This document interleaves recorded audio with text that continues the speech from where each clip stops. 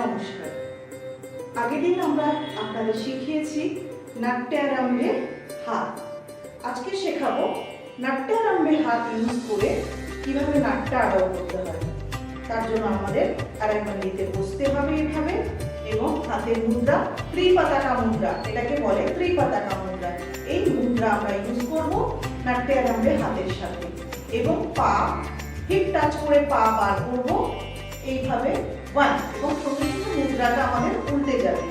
যতটুকু উল্টালে হাতের শেপটা থাকে ততটুকু আমরা উল্টাবো, এবং পা আবার জায়গায় মারবো। তখন আমাদের হাতের পজিশন আগের মতো হবে তেই ইয়ম তা হা। তাহলে তেই ইয়ম তা তেই ইয়ম।